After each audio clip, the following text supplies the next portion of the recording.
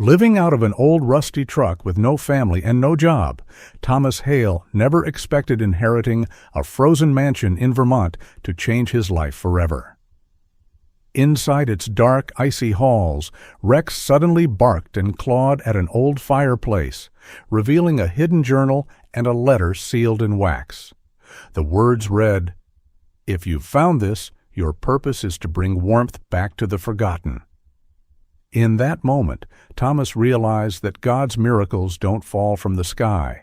Sometimes they wait behind broken walls, calling the faithful to bring the light back home.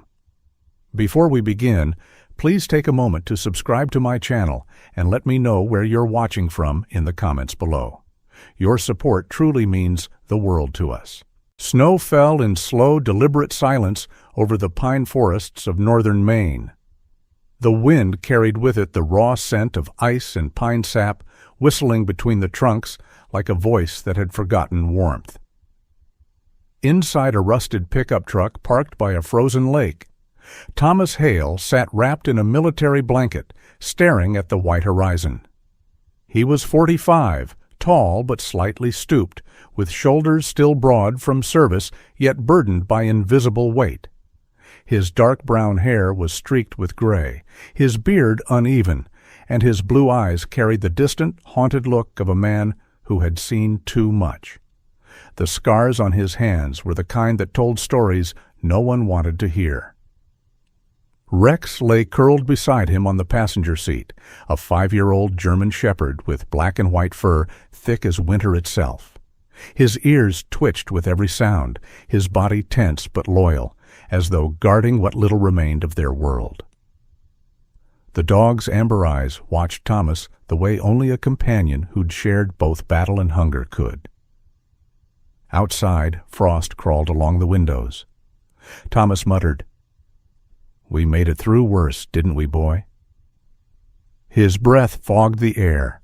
Rex thumped his tail once, a faint reminder that loyalty, at least, still existed in the ruins of Thomas's faith. Once Thomas had been part of the U.S. Marine Corps, disciplined, sharp, dependable. But after 12 years of service, Afghanistan had stripped away his certainty. The explosion that ended his last deployment had killed 3 of his brothers in arms and left him with a knee that clicked like a broken metronome. He'd come home decorated yet hollow. The world moved on, but he didn't. Civilian life felt like a foreign language, every smile too rehearsed, every handshake too clean. He found temporary work fixing fences and hauling scrap, but the noise of welding sparks always turned into gunfire in his head. Nights were the worst. The silence carried ghosts. When the jobs stopped coming, Thomas sold nearly everything he owned. What he couldn't sell, he gave away. "Things don't keep you warm," he used to say, though he was really talking to himself. Now the truck was home. He and Rex drifted between small towns, chasing odd work and cheap gas, sleeping under bridges or by half-frozen rivers. In every place people stared, at the limp at the old uniform jacket, at the dog too disciplined for a stray. They saw a man without direction, but Thomas saw something else, a man still trying to find where the war had left his soul. That morning, as sunlight pushed through gray clouds, Thomas drove to a roadside diner that smelled of burnt coffee and bacon grease. The warmth inside hit him like a memory. He ordered the cheapest breakfast, black coffee and 2 eggs, and sat in the corner where he could see both exits. Rex waited outside, nose pressed against the window, drawing fog patterns with his breath. The waitress, a kind-eyed woman in her 50s, named Sarah Dwyer, approached. She was tall and thin, her red hair tied back with a faded ribbon, freckles scattered like forgotten constellations.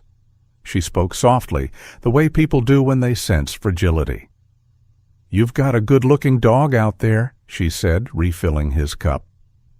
"Better manners than most folks," Thomas answered with a tired half-smile.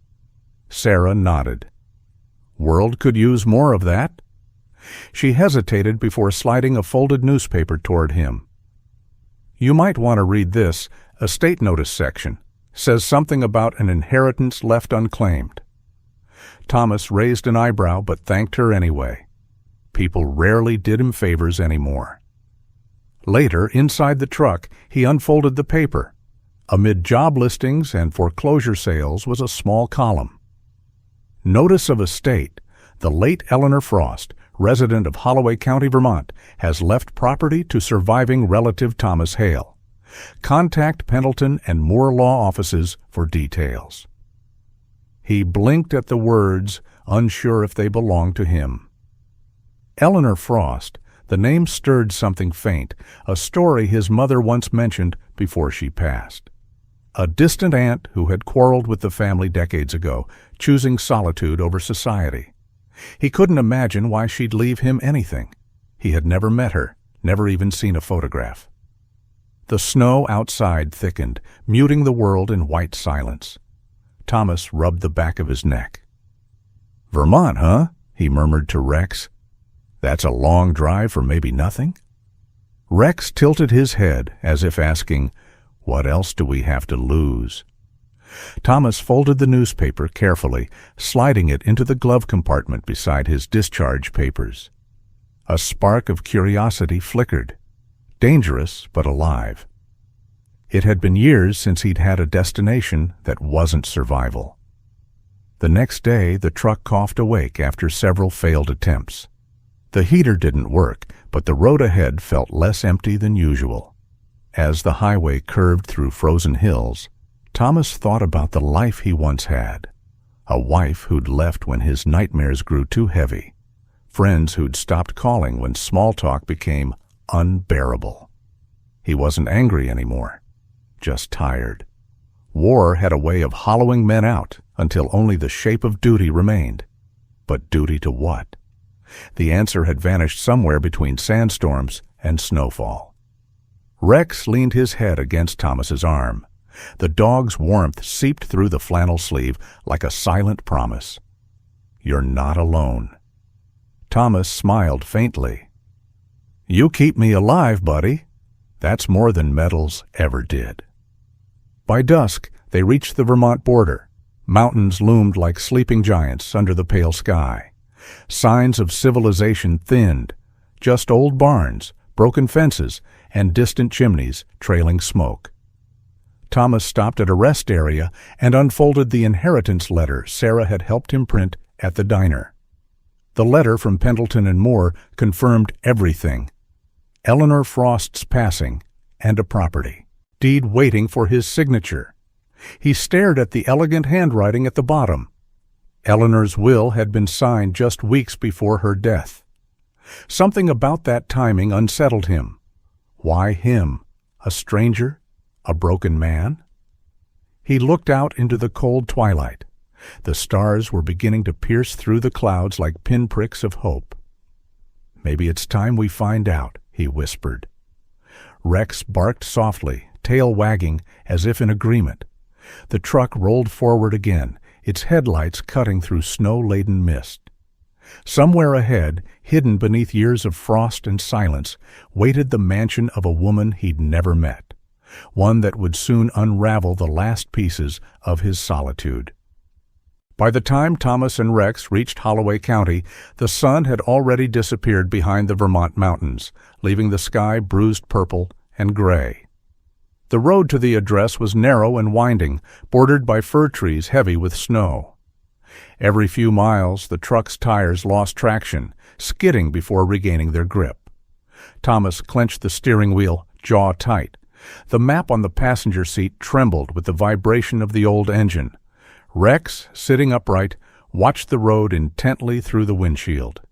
His breath fogged the glass, ears perked, body alert, as if he sensed that what waited at the end of the road would change everything. When they finally saw the house, Thomas slowed to a stop. The headlights illuminated the shape of a once grand Victorian mansion, standing half swallowed by the forest. Its 3 stories rose like a memory from another century, the facade cracked, the roof sagging under a thick weight of ice. Paint had peeled away in pale curls, exposing gray wood beneath. Broken shutters flapped weakly in the wind, and icicles hung like daggers from the eaves. The iron gate leaned crookedly, its hinges rusted orange. For a long moment, Thomas just sat there, staring. "Well, Rex," he murmured, "looks like the Frost family name fits." The dog whined softly, tail brushing against the seat, unsure whether to be curious or cautious. Inside, the air was colder than the snow outside. The first step Thomas took echoed faintly, stirring decades of dust. The grand entryway stretched wide before him, its chandelier shattered on the marble floor. Wallpaper curled down like dried skin. A staircase spiraled upward into shadow, its handrail missing several spindles. Rex trotted ahead, nose low, occasionally sneezing at the musty scent. He paused near a closed door and barked twice, sharp and quick. Thomas's pulse jumped. He opened it slowly, only to find a parlor filled with covered furniture. White sheets draped over shapes like ghosts mid-prayer. The curtains, long rotted, hung in tatters, fluttering with every draft that crept through the broken windows. He lit his flashlight and swept the beam across the walls. Family portraits stared back at him, their eyes faded but watchful. In one frame, a young woman stood before the very same mansion. Her features were soft yet strong, dark hair pinned neatly, a long coat buttoned to her throat, and a faint smile that hinted at stubborn kindness. Thomas recognized the nameplate beneath, Eleanor Frost, 1947. "So this is you," he whispered, "the woman who thought I deserved a house." He tried to imagine what kind of person she had been. Maybe lonely, maybe brave enough to choose solitude over company. The kind of person who would leave her home to a stranger simply because no one else had earned it. In the kitchen, he found relics of another life. Rusted pots, cracked plates, a kettle still sitting on the stove as if waiting for someone to come back. He ran his fingers over the counter, felt the thin layer of frost beneath his gloves. "Place hasn't felt heat in years," he muttered. Rex wagged his tail and nudged his hand, urging him toward the living room where a stone fireplace loomed, black with soot. The woodpile beside it had long since turned to rot. Thomas searched the backyard until he found a fallen birch tree, the trunk split clean by age. He dragged what he could inside, chopped the driest pieces, and stacked them in the hearth. When the fire finally caught, the first glow flickered weakly, then grew, spreading gold light over the ruined walls. For the first time in months, warmth touched Thomas's face.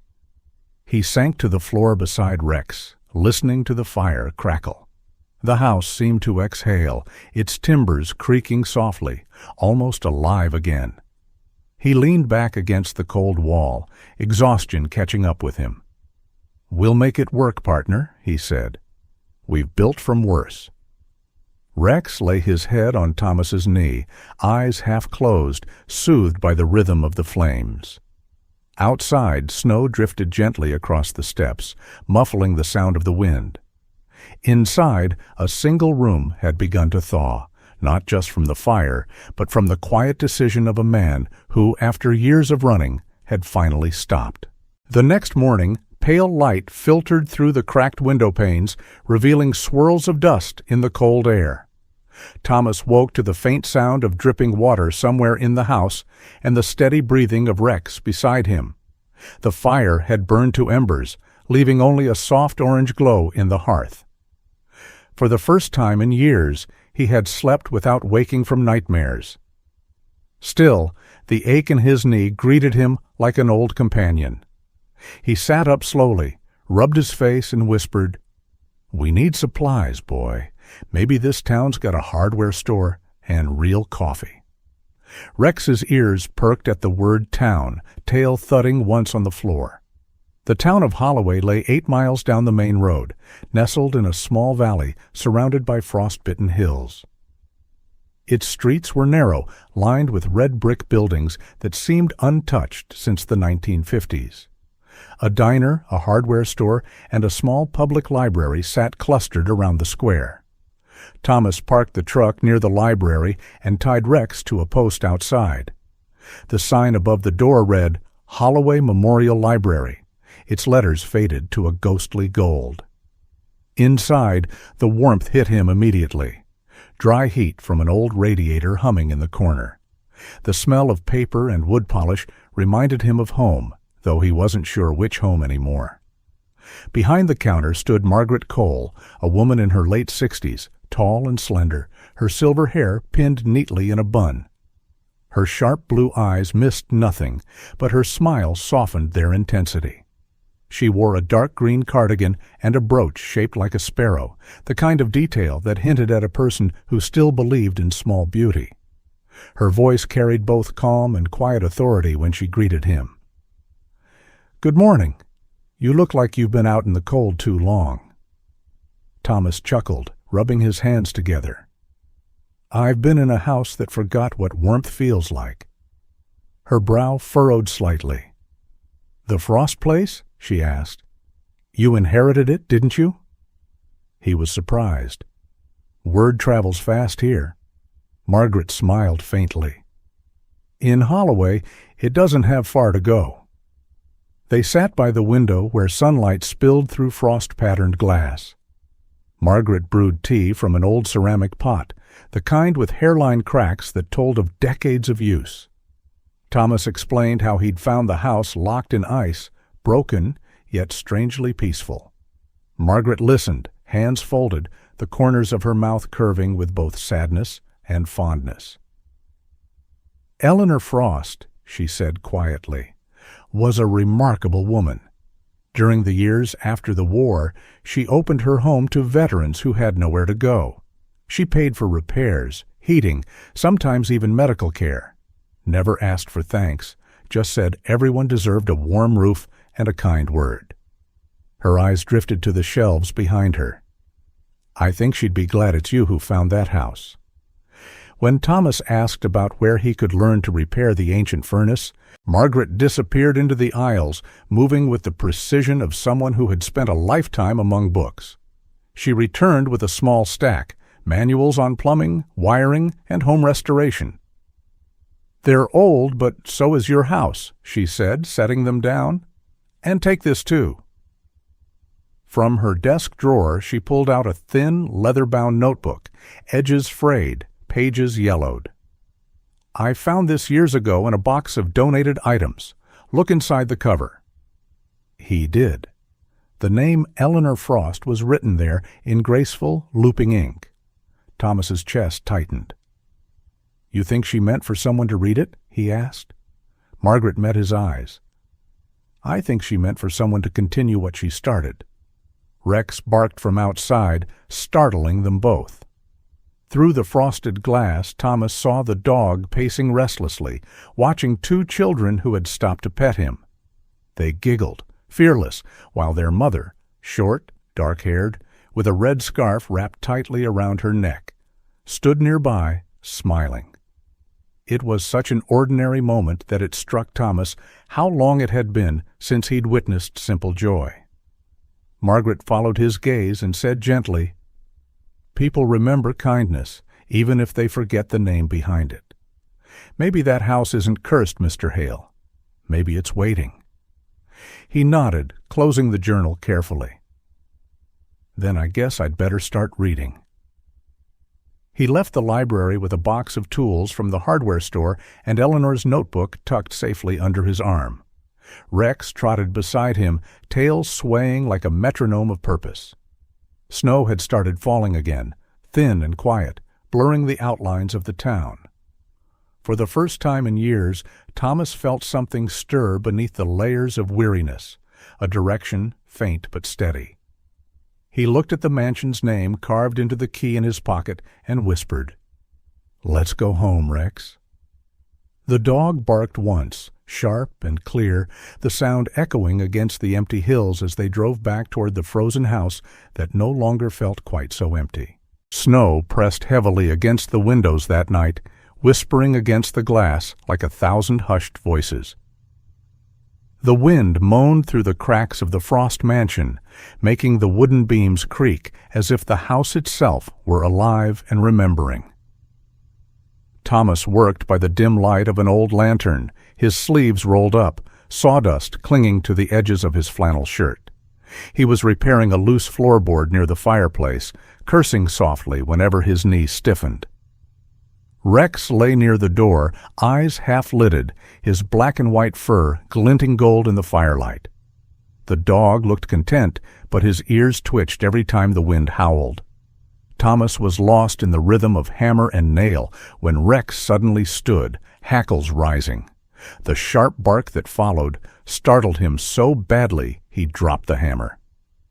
"Easy, boy," he muttered, but Rex ignored the command. The dog padded to the wall beside the fireplace and began to paw furiously at the paneling, claws clicking against the old wood. Thomas frowned. "You smell something?" Rex barked twice and scratched harder, his body tense with insistence. The sound echoed through the hollow space. Thomas's frown deepened. There shouldn't have been a hollow space. He leaned close, pressing his palm to the wall. A faint echo answered his touch. He retrieved his crowbar from the toolbox and wedged it between the boards. The old wood groaned in protest before splintering. Dust billowed into the air, carrying the smell of age and oil. Behind the boards was a small cavity lined with faded plaster. His flashlight beam revealed a shape, a wooden box wrapped tightly in darkened oilcloth. It was about the size of a shoebox, the edges worn smooth by time. For a moment, Thomas hesitated. Something about disturbing hidden things in old houses felt almost sacred, like trespassing on someone's last secret. But Rex sat beside him, tail wagging once, eyes fixed on the box as if urging him on. Thomas set it on the table and carefully peeled away the oilcloth. The hinges were rusted, but a firm twist with his screwdriver broke the lock clean. Inside lay bundles of letters tied with faded blue ribbon, a few black and white photographs, and a leather-bound journal whose cover bore the initials E.F. The leather had cracked at the corners, the color darkened by years of silence. Thomas ran his calloused fingers over the embossed letters, feeling an odd tightness in his chest. He sat down, opened to the first page, and began to read. The handwriting was delicate, deliberate, a woman's hand. Eleanor Frost. The entries began in the winter of 1946. Eleanor wrote about soldiers returning from war, men who wandered the roads with haunted eyes and no roofs over their heads. She described how she had started something she called the Warm Hearth Project, a quiet effort to give those men shelter during the freezing months, repairing furnaces, paying heating bills, and offering hot meals through anonymous donations. The entries spoke of compassion without recognition, generosity without applause. Warmth, one line read, is not a matter of temperature, but of dignity. Thomas turned page after page, each one revealing a woman driven by faith and quiet rebellion against indifference. When he reached the final entry, the ink had faded, but the words remained steady. If the one who inherits this house should read these pages, know this: our work is never done. The world grows cold again and again. Bring warmth where it is lost, and you will never be alone. Thomas stared at the handwriting until the lines blurred. Rex nudged his hand gently, breaking the trance. The room had gone silent except for the faint crackle of the fire. Thomas closed the journal and whispered, "You were trying to help people like me, weren't you?" The truth settled over him like the warmth from the flames. He leaned back, letting the weight of it sink in. The letters, the words, the purpose. It all felt like a message meant to find him. Rex climbed up beside him, resting his head on Thomas's leg. The dog's amber eyes reflected the light of the fire, calm and knowing. Thomas exhaled slowly, whispering to the room, "Maybe this is why you left the house to me, Eleanor." The wind outside softened. The mansion no longer groaned. It simply listened as if approving. That night, while the snow fell endlessly beyond the walls, Thomas decided that when morning came, he would begin again, not as a drifter, but as the keeper of a promise left in ink and dust. The morning after Thomas discovered Eleanor's journal, sunlight spilled faintly across the frosted windows, touching the floorboards with pale gold. The words he'd read the night before refused to leave him. They clung to his mind like a quiet echo. "Bring warmth where it is lost, and you will never be alone."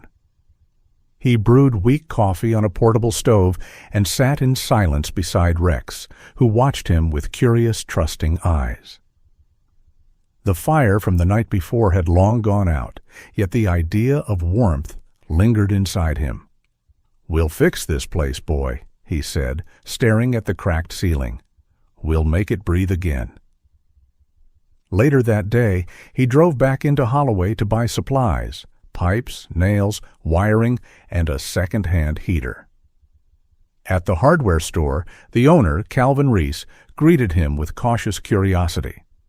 Calvin was a large man in his late 50s, his hands thick and scarred from decades of manual work. His face was weathered but open, framed by a gray beard trimmed to neat edges. There was kindness in his eyes, the kind that belonged to someone who'd seen both hardship and recovery. "You're the fellow who got the Frost place, huh?" he asked, wiping his hands on his apron. "That house has been empty since I was a kid. Brave of you to take it on." Thomas smiled faintly. "Not brave," he said. "Just trying to keep busy." Calvin nodded knowingly. "Ain't that what we all do?" He helped Thomas load the supplies, refusing payment for one of the heaters.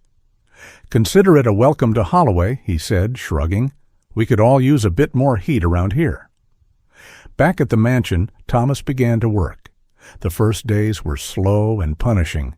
He patched leaks, scrubbed grime, and repaired cracked pipes with numb fingers. Rex followed him everywhere, sniffing out corners and curling up nearby when exhaustion forced Thomas to stop. Every night the man fell asleep sore and cold, but each morning he woke with a stronger sense of purpose. On the fourth evening, while struggling with a stubborn valve in the basement, Thomas heard a familiar voice behind him. "Need a hand, soldier?" It was Hank Morris, an old carpenter from town whom Margaret had sent. Hank was well into his 70s, but his posture still carried the precision of someone who'd once served. His beard was thick and silver, his skin sun-toughened, his hands steady despite the tremor age had gifted him. He had been a Navy mechanic in Vietnam, a fact he mentioned with neither pride nor regret, just as something that had happened. "Margaret said you're trying to tame that house," he said with a grin. "Figured I'd lend a few days before the snow buries everything." Thomas hesitated, unused to company, but the older man's directness made refusal impossible. Together they worked late into the night, the clang of metal and hum of conversation mixing with the wind outside. By the end of the week, the water pipes finally gave a sputtering cough, then flowed. The first stream of rust-colored water gushed into the sink like a heartbeat returning to life. Thomas stared, disbelieving. Rex barked, tail wagging furiously, as if celebrating victory. Upstairs, Hank laughed, wiping his hands on his jeans. "You did it, son," he said. "Didn't think she'd ever run again." That night, they built a bigger fire in the parlor. Hank told stories of his youth, of battles fought, friends lost, and a farm that had gone to dust when he returned home. Thomas listened quietly, realizing that in the glow of that fragile fire, two men who'd once been broken by war had managed to rebuild something together. When Hank left the next morning, promising to return with more tools, Thomas stood by the window watching him disappear down the snowy road. The house was warmer now, not just from the repaired pipes or the crackling fire, but from something unspoken that had taken root within its walls. He sat beside Rex, hand resting on the dog's head. "We did it," he whispered. For the first time in years, he felt tears burn behind his eyes, tears not of loss, but of release. The frost outside was still thick, but inside, the mansion had begun to thaw. Winter turned to a shy spring, and the frost mansion, once buried under layers of ice and silence, began to hum with life again. Thomas stood on the porch one morning, coffee steaming in his hands, and watched sunlight spill across the snowmelt. The repairs were nearly complete, the windows replaced, pipes fixed, and the fireplace in every room alive with warmth. The carved sign he had hung above the door read, "The Haven of Hands." He had burned the words himself into the wood with an old branding iron, each letter uneven but true. Rex sat beside him, tail sweeping lazily across the porch, as if proud of their shared creation. "You think she'd like it?" Thomas asked softly.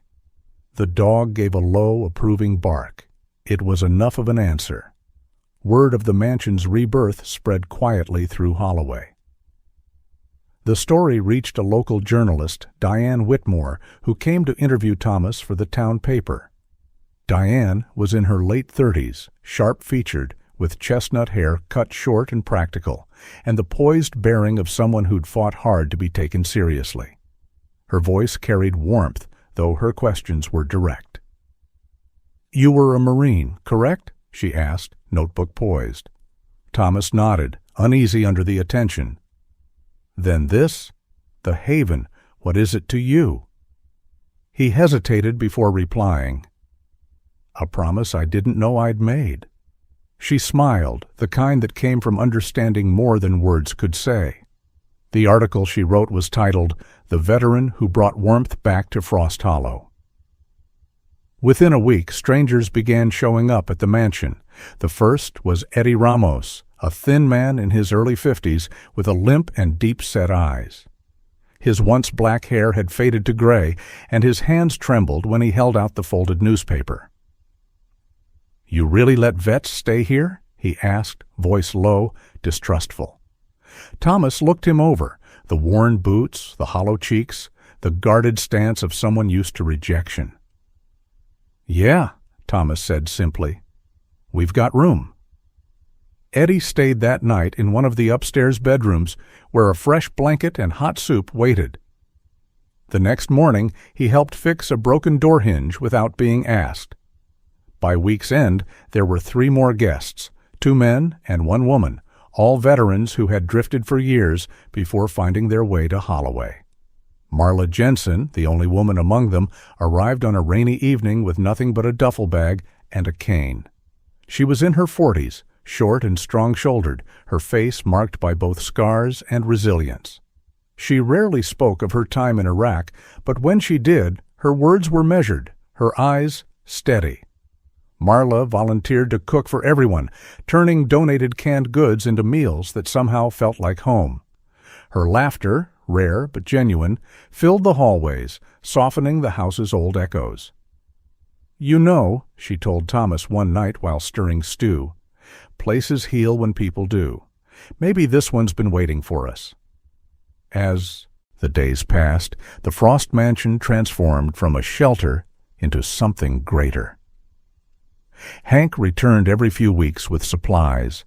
Margaret came by to counsel those who needed someone to talk to, and Diane's article brought a trickle of donations from neighboring towns. Thomas found himself busier than ever, fixing rooms, organizing chores, listening to the stories of men and women who'd been forgotten. Yet despite the fatigue, there was peace in the rhythm. Each night, as he walked through the halls with Rex at his side, he could hear faint laughter, clinking dishes, the murmur of life returning to walls that once only echoed loneliness. On the first snowfall of the next winter, Thomas stood by the same window where he had once shivered in silence. The Haven of Hands was full now, every bed taken, every fire burning. Margaret sat by the hearth with a cup of tea. Rex rested his head on Marla's lap, and Eddie tuned an old radio until it caught a faint melody from the local station. Thomas watched them all, feeling something he hadn't in years, a sense of belonging. He thought of Eleanor Frost and the words in her journal. Warmth is dignity. And for the first time, he understood. This house was no longer haunted. It was alive, with every wandering soul that had finally come home. 3 winters had passed since the Frost Mansion became the Haven of Hands. The once crumbling house now stood proud beneath the Vermont sky, its roof mended, its windows glowing each night with firelight and laughter. The townspeople no longer called it that haunted place, but the house that breathes. Veterans came and went, some staying for weeks, others for months, all leaving a piece of their story behind. Thomas had aged a little. His once dark hair had turned silver around the temples, and deep lines had formed at the corners of his eyes. Yet there was light in his face now, soft, steady, and alive. Rex, too, had grown older. The fur around his muzzle was dusted with gray, but his eyes still burned bright, loyal, and watchful. Together, they had built something larger than either had ever imagined. That morning, Thomas crouched before the main fireplace, coaxing the flames with practiced hands. The wood crackled and flared, throwing golden sparks into the air. He had long since learned that keeping a fire was more than a chore. It was an act of faith, a promise that warmth must always be tended. As he adjusted the logs, Rex padded over, tail wagging lazily. Then suddenly, the dog froze. His ears pricked toward the corner wall beside the hearth. A low growl rumbled in his throat. Then he began to dig at the bricks with urgent paws. Thomas frowned, setting aside the poker. "What is it now, old boy?" he muttered. The spot Rex had chosen was small, half hidden behind a wooden beam. When Thomas brushed away the dust, his fingers grazed something smooth. Wood, not stone. He fetched a chisel and carefully pried loose a brick. Behind it lay a weathered plaque, wrapped in layers of soot. He wiped it clean with his sleeve, revealing carved letters worn soft by time. "This house is not for the wealthy, but for the hearts that share their warmth." The words stopped him cold. For a long time, Thomas just stared, the fire's reflection dancing across his eyes. Rex sat quietly beside him, pressing his head against his knee. "You found it again," Thomas whispered. "You always do." That evening, the house was alive with celebration. It was the 3rd anniversary of the Haven of Hands, and every room glowed with light. Veterans, volunteers, and townsfolk filled the hall, carrying dishes, laughter, and old stories. Hank sat near the fire with Margaret, who wore a blue shawl and a smile that softened every wrinkle on her face. Marla played an old guitar she'd found in the attic, while Eddie hummed beside her. Even Diane was there, her camera clicking quietly, capturing moments she called truths made visible. Thomas stood by the mantel, his hand resting on the plaque, watching the faces that now filled what had once been a tomb of silence. As the fire blazed higher, Thomas raised a toast.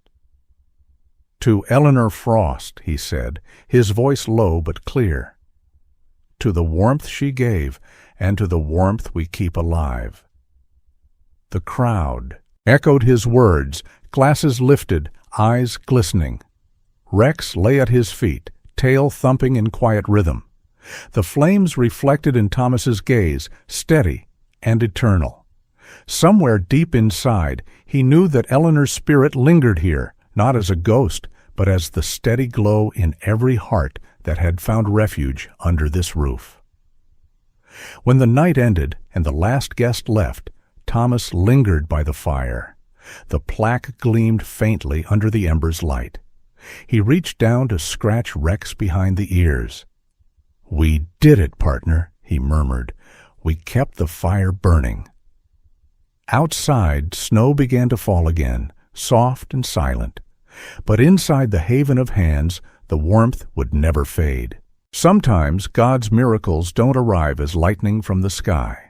They come as a warm fire on a cold night, a loyal dog's paw resting on your hand, or a stranger opening their door when the world has turned you away. Thomas and Rex remind us that even the smallest act of kindness can light a flame that never dies.